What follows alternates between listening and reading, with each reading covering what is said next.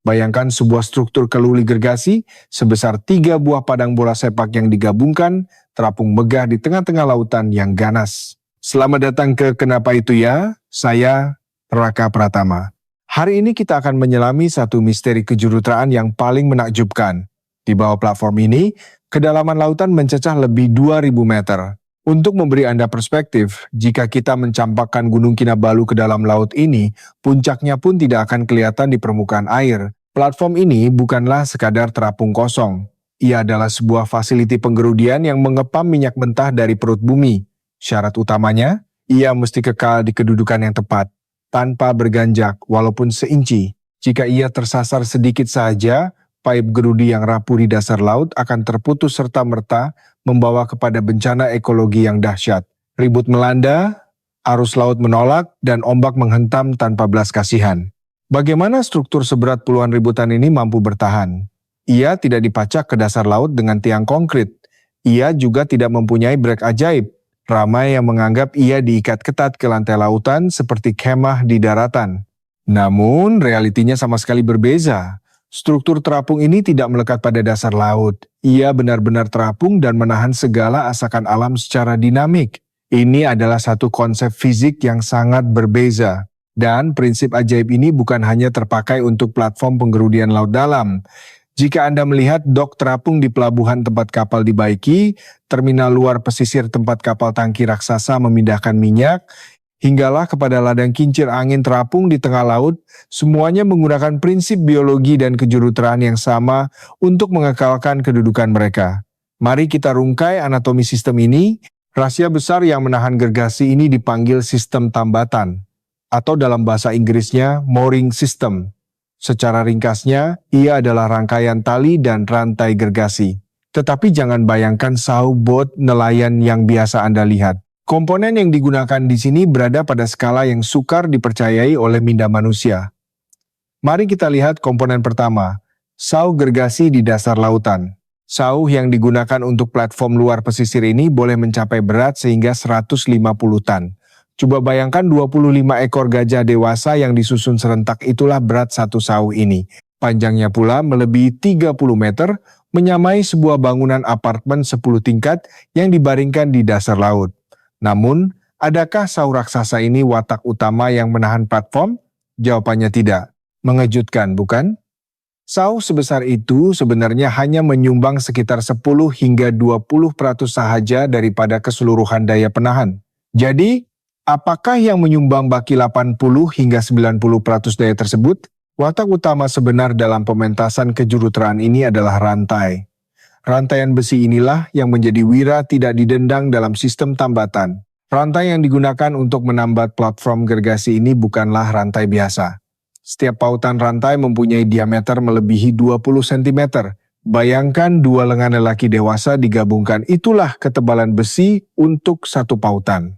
Beratnya pula mencecah ratusan kilogram untuk setiap 1 meter panjang. Rantai ini adalah raksasa logam yang direka untuk menahan tekanan luar biasa. Apabila rantai seberat ini direntangkan di dalam air, ia tidak tegak. Graviti menariknya ke bawah, membentuk satu lengkungan yang sangat unik dan spesifik di dalam air. Dalam dunia sains dan kejuruteraan, fenomena ini dikenali sebagai lengkung catenary atau catenary curve. Lengkungan inilah rahasia terbesar bagaimana platform seberat puluhan ribu tan mampu bertahan di tengah ribut lautan. Apakah sebenarnya lengkung catenary? Untuk memahaminya, pikirkan tentang kabel elektrik di jalanan. Apabila Anda memegang kedua-dua ujung tali dan membiarkannya tergantung, tali itu secara semula jadi akan melendut di tengah-tengah akibat tarikan grafiti. Bentuk huruf U yang melendut antara dua tiang elektrik itulah yang dipanggil lengkung catenary. Ia adalah bentuk keharmonian antara ketegangan dan grafiti. Mari kita lukiskan senario sebenar di dasar laut. Satu ujung rantai besi gergasi dipasang kuat pada sauh di dasar laut yang gelap gelita. Ujung yang satu lagi disambungkan ke platform keluli gergasi yang terapung di permukaan air. Oleh karena rantai ini sangat berat, ia tidak ditarik tegang seperti tali gitar. Sebaliknya, sebahagian besar rantai ini melendut dan berehat di atas lantai lautan. Beratus-ratus meter, malah kadang-kadang beribu-ribu meter rantai besi yang berat ini menjalar di atas lumpur dasar laut seperti seekor ular logam gergasi yang sedang tidur. Keadaan rantai yang berehat di dasar inilah titik permulaan magis kejuruteraan ini berfungsi. Ia menyimpan tenaga potensi yang sangat besar, bersedia untuk bertindak balas apabila alam mula mengganas. Sekarang, bayangkan taufan melanda. Angin kencang dan arus laut yang ganas mula menolak struktur platform ke satu arah. Apabila platform ini tertolak, rantai yang bersambung dengannya akan mula ditarik. Disinilah Lengkung Catenary memulakan tugasnya. Semasa ditarik, bagian rantai yang tadinya berehat di dasar laut akan mula terangkat perlahan-lahan ke dalam air. Sama seperti Anda menarik tali tebal yang basah di atas lantai, Anda perlu menggunakan lebih banyak tenaga semakin tinggi Anda mengangkatnya. Untuk platform ini mengangkat rantai tersebut, ia perlu melawan musuh utamanya, graviti bumi. Ingat, setiap meter rantai ini seberat ratusan kilogram. Setiap meter platform tertolak, ia terpaksa memikul beban ratusan kilogram yang baru. Jika platform tertolak sejauh 10 meter, ia terpaksa mengangkat beberapa tan besi. Jika taufan menolaknya sejauh 100 meter, platform itu kini terpaksa melawan berat puluhan tan rantai yang tergantung di dalam air. Ini bermakna, semakin kuat ribut menolak platform, semakin berat sistem rantai ini menariknya kembali. Rintangan ini meningkat secara otomatik dan eksponen. Biar saya beri satu analogi yang mudah difahami. Sistem tambatan ini berfungsi persis seperti sebatang busur memanah. Apabila Anda menarik tali busur sedikit, ia terasa ringan. Tetapi semakin jauh Anda menariknya ke belakang, semakin keras ia melawan tarikan Anda. Rantai besi ini menyerap tenaga kinetik dari ombak dan menukarnya menjadi tenaga potensi graviti yang bersedia menarik platform kembali. Dan apa yang berlaku apabila taufan mula reda dan angin kembali tenang, graviti mengambil alih sepenuhnya. Rantai gergasi yang tergantung tadi tidak lagi mampu ditahan oleh platform. Berat rantai itu akan menarik platform kembali ke titik tengah asalnya, sambil rantai itu perlahan-lahan kembali berehat di atas dasar laut. Ia adalah sebuah sistem pemulihan otomatik tanpa sebarang engine elektrik. Kian jalan dinamik inilah yang menyelamatkan struktur tersebut. Jika platform diikat dengan ketat dan tegang ke dasar laut menggunakan kabel lurus, hentaman ombak yang kuat akan terus memutuskan kabel tersebut karena tiada ruang untuk pergerakan menyerap kejutan. Lengkung Catenary memberikan platform ruang untuk bernafas dan menari mengikut rentak ganas lautan tanpa putus. Prinsip Lengkung Catenary ini adalah asas, tetapi lautan di seluruh dunia mempunyai cabaran yang berbeza-beza. Oleh itu, Juru Tramarin telah mencipta beberapa cara atau konfigurasi berbeza untuk menyusun rantai dan sau ini di sekeliling platform. Mari kita lihat 3 konfigurasi utama yang paling meluas digunakan dalam industri minyak dan gas luar pesisir hari ini. Sistem pertama dikenali sebagai tambatan serak atau spread mooring. Bayangkan seekor laba-laba gergasi di tengah jaringnya. Dalam sistem ini, sau dan rantai disusun secara jejari, memancar keluar dari setiap sudut platform. Biasanya 8 hingga 16 garisan tambatan digunakan untuk mengikat struktur dari segenap arah mata angin. Kelebihan utama tambatan serak ialah kestabilannya yang luar biasa. Oleh karena rantai menarik dari semua sudut, tidak kira dari arah mana ribut taufan membadai atau arus bawah laut menolak, akan sentiasa ada sekumpulan rantai di pihak yang bertentangan sedia untuk melawan daya tersebut. Platform akan dikunci kuku dalam orientasi asalnya. Sistem ini sangat penting untuk kapal jenis FPSO. Kapal ini adalah kilang penapis dan tangki simpanan minyak terapung berbentuk kapal raksasa. Memandangkan ia menyalurkan minyak mentah secara berterusan ke kapal tangki lain, orientasi dan kedudukannya mesti dikekalkan sestabil mungkin untuk mengelakkan pipe pemindahan terputus. Sebagai contoh, terdapat sebuah FPSO gergasi yang beroperasi di luar pantai Nigeria. Ia menggunakan 16 garisan tambatan serak yang tertanam di dasar laut pada kedalaman melebihi 1.500 meter. Kapal raksasa ini telah berdiri teguh mempertahankan posisinya di lokasi yang sama tanpa gagal selama lebih dari 2 dekad menahan segala cuaca buruk Atlantik. Konfigurasi kedua dipanggil tambatan titik tunggal atau single point mooring.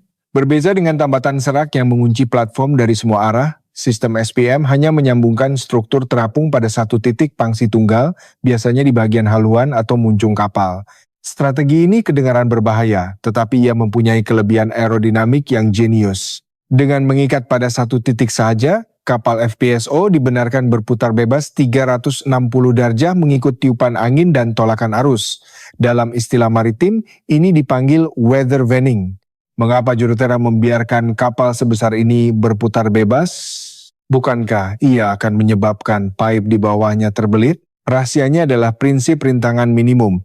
Angin dan ombak laut sentiasa berubah arah. Jika kapal dikunci mati, ribut dari arah sisi akan memberikan hentaman maksimum pada permukaan badan kapal yang luas. Dengan SPM, kapal secara otomatis akan memusingkan bahagian muncungnya yang tajam ke arah ribut, membelah ombak, dan meminimumkan kawasan yang terkena hentaman. Untuk mengelak pipe minyak daripada terbelit seperti wayar telepon lama, sistem SPM dilengkapi dengan mekanisme sendi, putar, hoak swivel gergasi yang sangat kompleks di dalam menara pangsinya. Bendalir hidraulik, kuasa elektrik, dan minyak mentah mengalir lancar melalui teras tengah yang pegun, sementara badan kapal di luarnya bebas berputar, menari bersama ribut. Sistem ketiga adalah tambatan tiang, hoak pile mooring. Ini adalah kaidah yang paling tegar dan kukuh, selalunya digunakan di perairan yang lebih cetek atau untuk dok terapung yang membaiki kapal. Daripada menggunakan rantai yang melendut, tiang konkrit atau keluli gergasi dipacu berpuluh-puluh meter dalam ke lantai lautan sehingga mencapai lapisan batuan pepejal. Struktur terapung kemudiannya dilekatkan pada tiang-tiang ini menggunakan gelang panduan beroda. Reka bentuk ini mengunci platform daripada sebarang pergerakan mendatar. Ia tidak boleh berganjak ke kiri, ke kanan, ke depan, atau ke belakang.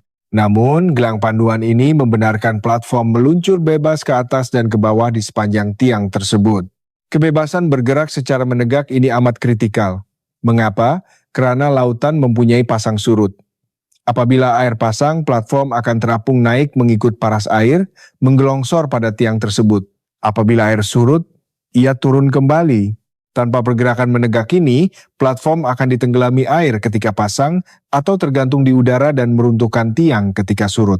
Ketiga-tiga sistem tadi sangat berkesan. Tetapi apabila manusia mula mencari minyak di perairan ultra dalam, satu masalah fisik yang besar muncul. Apabila kedalaman laut mencecah 1.000 hingga 2.000 meter, rantai keluli tidak lagi boleh digunakan. Mengapa? Karena pada kedalaman ekstrim ini, berat rantai itu sendiri menjadi musuh utamanya. Mari kita buat sedikit pengiraan matematik kejuruteraan. Rantai keluli berdiameter 15 cm mempunyai berat kira-kira 500 kg bagi setiap meter. Di lautan sedalam 2.000 meter, untuk menghasilkan lengkung katenari yang berfungsi, panjang rantai yang diperlukan mestilah sekurang-kurangnya 3.000 meter. Ini bermakna, satu baris rantai saja seberat 1.500 ton. Sekarang, darabkan berat itu dengan 8 atau 16 barisan tambatan. Jumlah berat rantai keluli yang tergantung pada platform kini mencecah lebih 12.000 ton. Pada tahap ini, platform terapung tidak lagi mempunyai daya apungan yang cukup untuk menampung beban rantai tersebut. Platform itu akan ditarik tenggelam ke dasar laut oleh rantainya sendiri. Oleh sebab tembok halangan fisik ini, industri terpaksa mencari penyelesaian baharu. Jawabannya ditemui bukan dalam bidang metalurgi, tetapi dalam sains polimer. Untuk laut dalam, jurutera telah menggantikan keluli berat dengan tali gentian sintetik.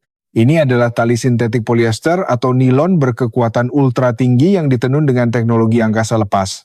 Syarikat minyak kebangsaan Brazil, Petrobras, adalah perintis yang memperkenalkan teknologi berani ini pada akhir tahun 90-an. Tali sintetik ini mempunyai kekuatan tegangan yang sama teguh dengan keluli, tetapi beratnya di dalam air hampir netral.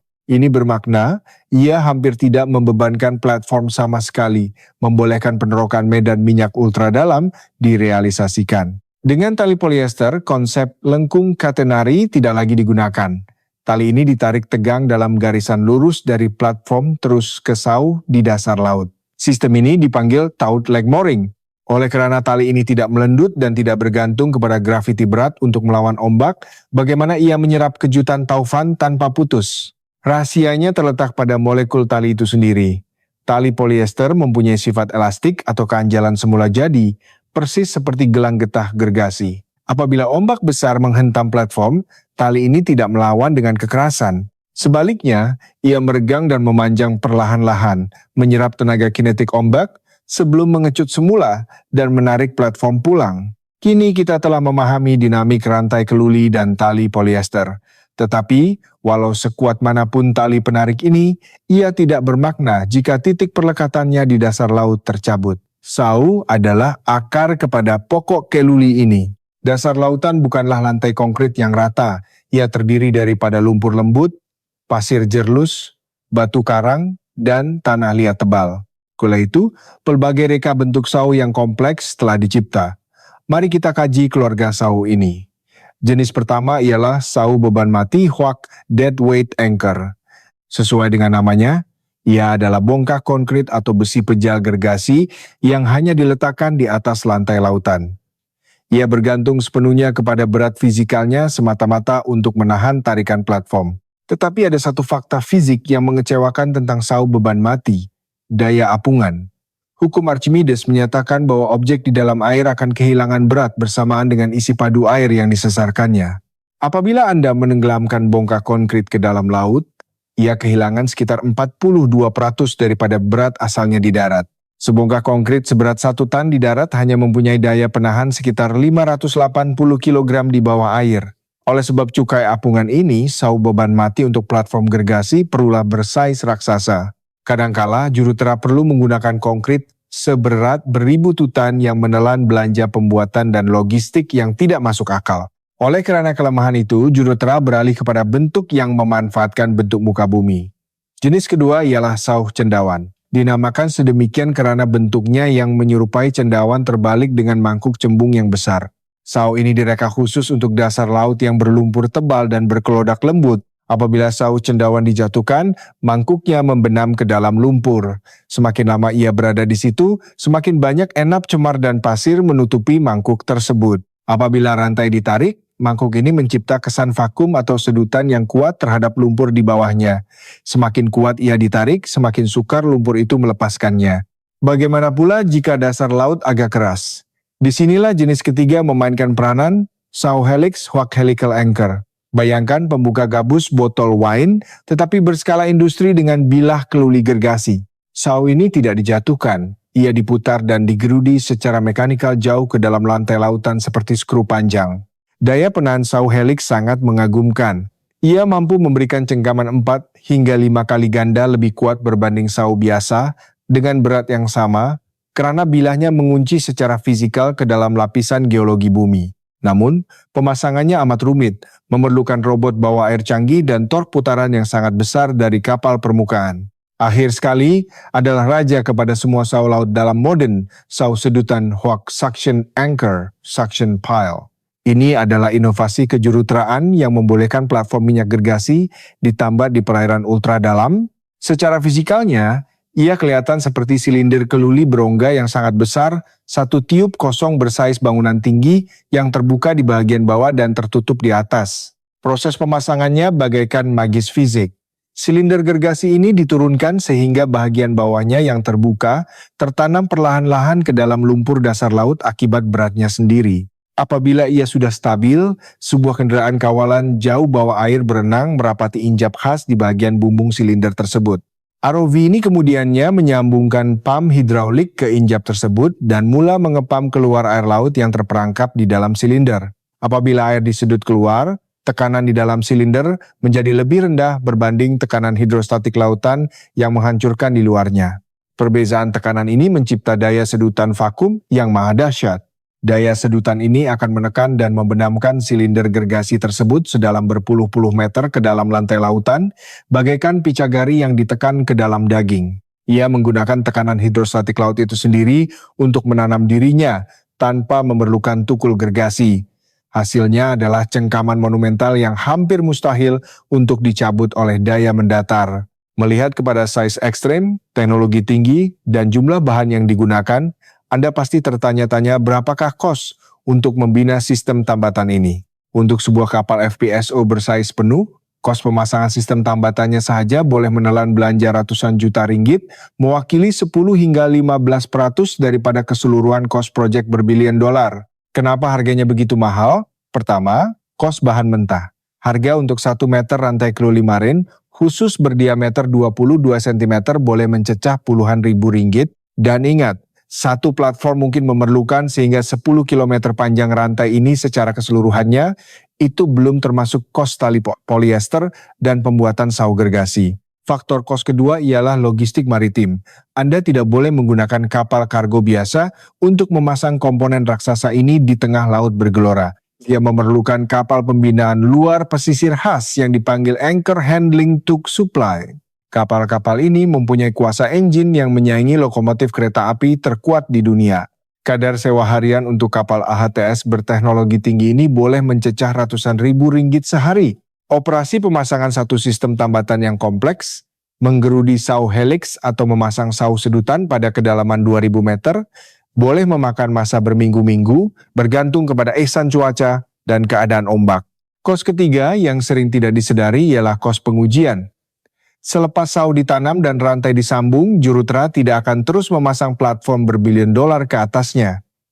Mereka mesti melakukan ujian tegangan bukti. Kapal khas akan menggunakan wind gergasi untuk menarik setiap barisan rantai dengan kekuatan maksimum sehingga 80% daripada heart reka bentuknya. Ujian ini adalah untuk memastikan sauh di dasar laut tidak tercabut dan rantai tidak putus apabila ditarik dengan kekuatan taufan sebenar. Kapal ini mungkin menarik dengan daya mencecah 1.250 tan metrik. Hanya selepas sistem ini melepasi ujian penyiksaan fisikal ini, barulah platform sebenar dibenarkan untuk diikat kepadanya. Mengapa industri sanggup berbelanja sejauh ini? Karena kos kegagalan adalah jauh lebih astronomi. Jika sistem tambatan ini gagal, sebuah FPSO gergasi akan hanyut tidak terkawal. Paip bawah laut yang membawa minyak bertekanan tinggi akan terputus, menyebabkan tumpahan minyak berskala malapetaka alam sekitar. Pernah berlaku insiden di luar pantai Brazil di mana beberapa garisan tambatan sebuah FPSO terputus akibat ribut luar jangka. Walaupun malapetaka tumpahan dapat dielakkan dengan sistem penutupan kecemasan, pengeluaran minyak terpaksa dihentikan serta-merta. Kerugian akibat pengeluaran yang terhenti itu saja mencecah jutaan dolar setiap hari. Sistem yang direka dengan teliti ini tetap bukan kebal sepenuhnya. Di lautan, musuh sentiasa mengintai. Ancaman terbesar kepada sistem tambatan bukanlah raksasa laut, tetapi fisik metalurgi itu sendiri. Cabaran kritikal pertama yang menghantui Jurutra Marin dipanggil kelesuan logam huak metal fatigue. Ambil satu klip kertas besi dan bengkokkannya ke atas dan ke bawah berulang kali. Tidak lama kemudian, ia akan menjadi panas dan patah di bagian lipatan, walaupun Anda tidak menggunakan tenaga yang kuat. Itulah kelesuan logam. Besi kehilangan integriti strukturnya apabila dikenakan tekanan kitaran yang berulang-ulang dari semasa ke semasa. Di lautan, ombak tidak pernah berhenti mendodoi platform. Setiap saat, siang dan malam, rantai besi gergasi itu ditarik tegang dan dilonggarkan kembali. Kitaran tegangan mikroskopik ini berlaku berjuta-juta kali setahun. Secara senyap-senyap, rekahan mikromula terbentuk di dalam struktur molekul pautan rantai yang paling keras sekalipun. Sistem tambatan biasanya direka dengan jangka hayat 20 hingga 25 tahun. Jurutera mengira dengan teliti purata ketinggian ombak di kawasan tersebut untuk meramalkan bila logam itu akan terlalu letih. Namun, jika iklim berubah dan ribut menjadi lebih kerap dan ganas daripada data sejarah, jangka hayat rantai ini akan merosot mendadak. Ini membawa kita kepada musuh kedua, cuaca ekstrim. Parameter reka bentuk sistem tambatan diasaskan pada ribut 100 tahun, ribut paling teruk yang dijangka berlaku sekali dalam 1 abad. Tetapi bagaimana jika alam semesta melepaskan kemarahan yang melampaui head reka bentuk manusia? Ribut yang mengubah lanskap sejarah. Pada tahun 2005, taufan Katrina membadai Teluk Meksiko dengan kekuatan kategori 5. Kelajuan angin dan ketinggian ombak memecahkan segala rekod kejuruteraan. Akibatnya, beberapa pelantar minyak luar pesisir mengalami kegagalan sistem tambatan. Daya alam yang begitu mengganas, merentap rantai tebal dan menyeret sau gergasi keluar dari lumpur. Beberapa platform keluli seberat puluhan ribu tan ini benar-benar terputus sepenuhnya dan hanyut mengikut arus sejauh berpuluh-puluh batu seperti kapal hantu, mengancam untuk merempuh struktur lain.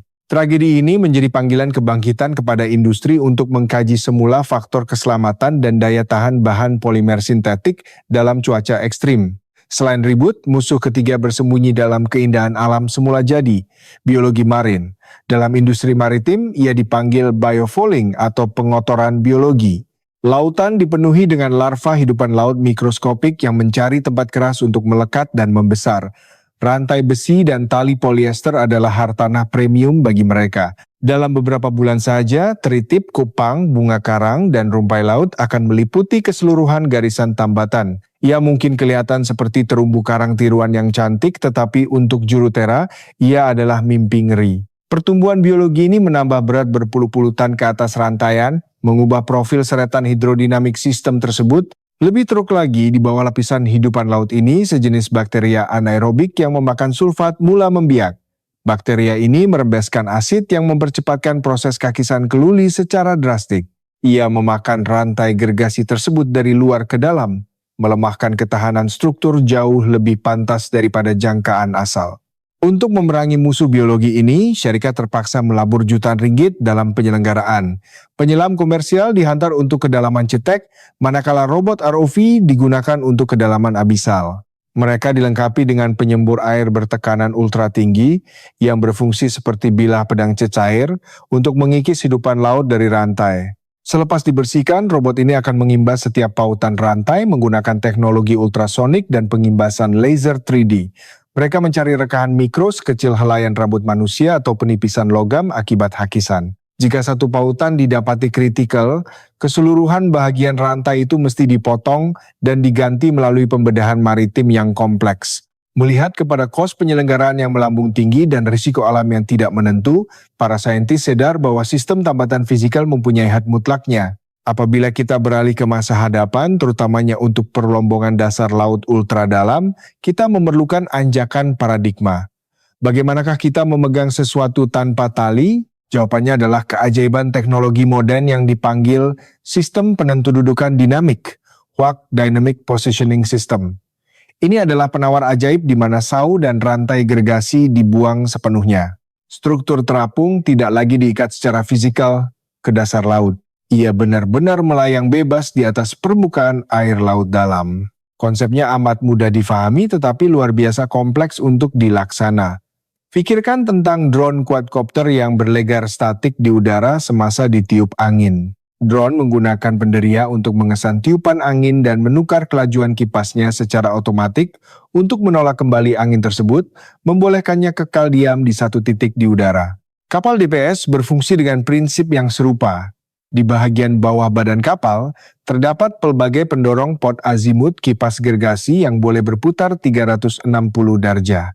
Menggunakan rangkaian satelit GPS ketepatan tentara dan giroskop laser, komputer pusat kapal mengesan pergerakan ombak dan angin dalam masa nyata. Sebaik sahaja angin menolak kapal ke arah timur, komputer serta-merta mengarahkan kipas pendorong untuk menolak kapal kembali ke arah barat dengan daya yang sama kuat.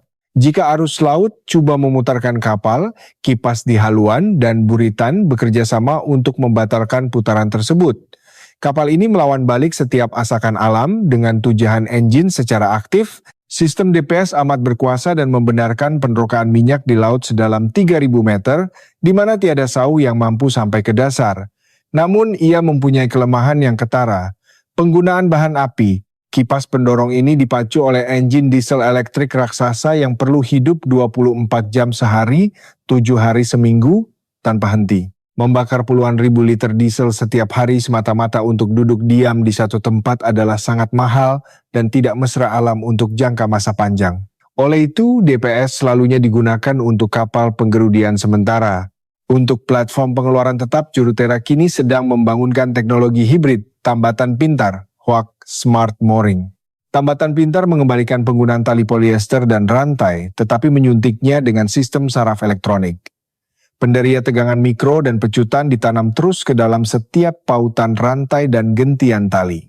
Ia menukar rantai besi teroksida yang dahulunya bisu menjadi peranti pintar yang sentiasa berkomunikasi dengan komputer pusat. Penderia ini mengukur ketegangan tali, tekanan hidrodinamik, dan tahap kelesuan logam dalam masa nyata. Jika satu tali menerima tekanan berlebihan semasa taufan, sistem pintar akan memberi amaran awal. Ia membolehkan pengendali memanjangkan atau memendekkan tali melalui wind automatic untuk mengagihkan semula beban secara sekata. Ini adalah penyelenggaraan ramalan. Selain kecerdasan buatan, masa depan juga bergantung kepada sains bahan eksotik, keluli terlalu berat, dan polyester mempunyai had tegangan. Makmal penyelidikan kini bereksperimen dengan supermaterial seperti gentian karbon polietilena berat molekul ultra tinggi menggantikan sepenuhnya logam di lautan.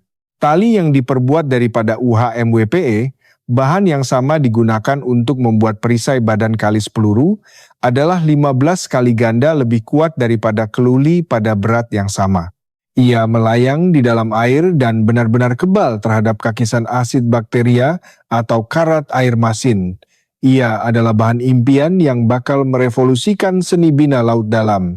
Mari kita rangkumkan segala keajaiban yang telah kita bongkarkan hari ini. Rahasia utama, bagaimana struktur sebesar 3 padang bola sepak mampu bertahan di atas pusaran air bergelora bukanlah dengan menentang alam, tetapi dengan menari bersamanya. Mereka tidak memaku diri mereka ke bumi secara tegar seperti bangunan pencakar langit di daratan. Mereka menggunakan kelenturan dinamik.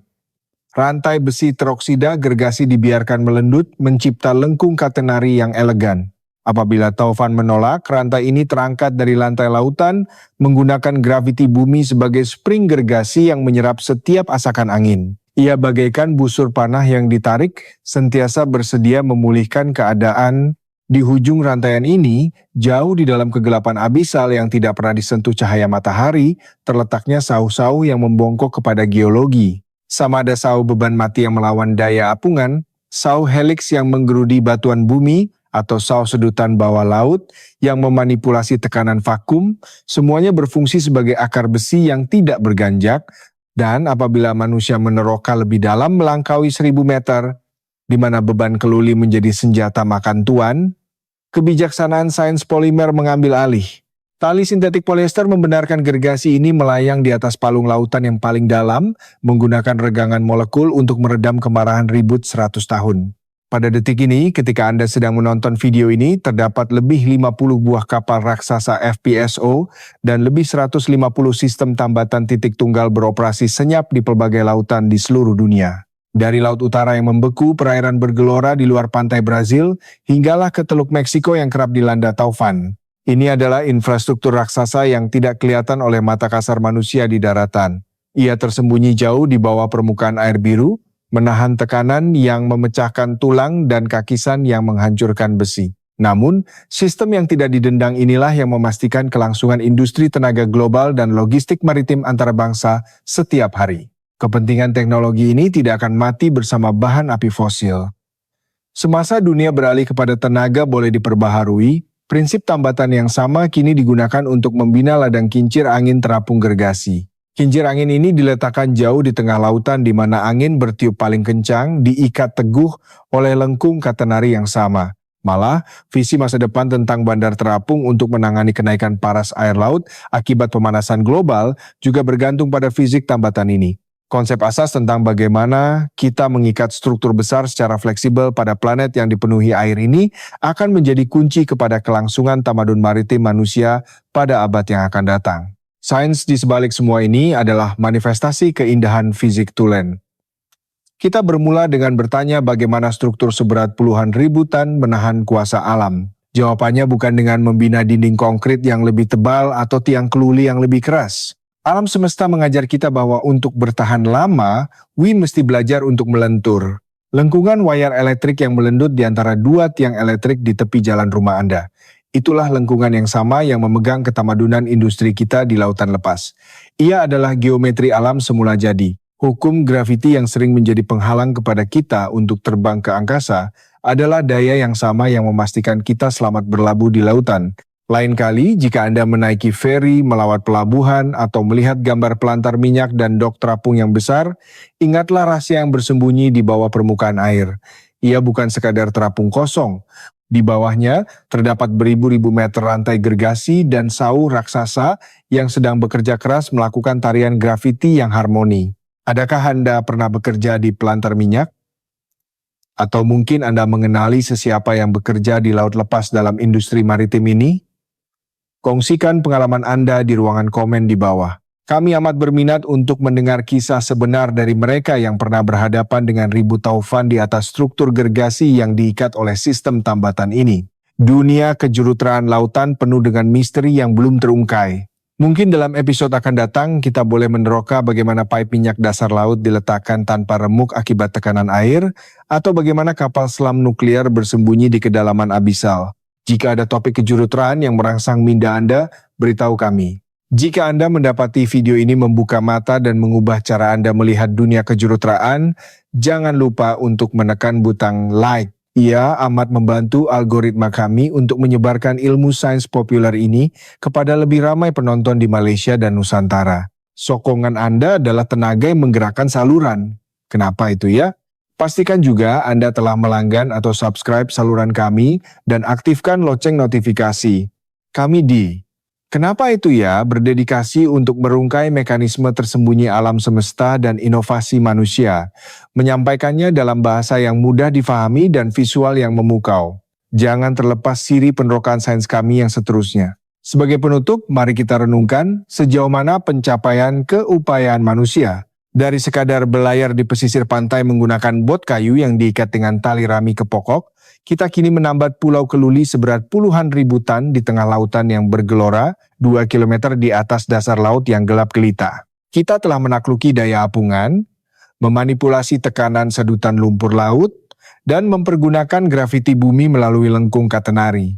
Kita telah mencipta gentian polimer yang menyaingi kekuatan keluli dan membangunkan kecerdasan buatan yang membolehkan kapal gergasi berlegar di atas ombak dengan ketepatan sentimeter. Kejuruteraan sistem tambatan adalah bukti bahwa manusia tidak perlu sentiasa melawan alam dengan kekerasan brutal untuk terus hidup.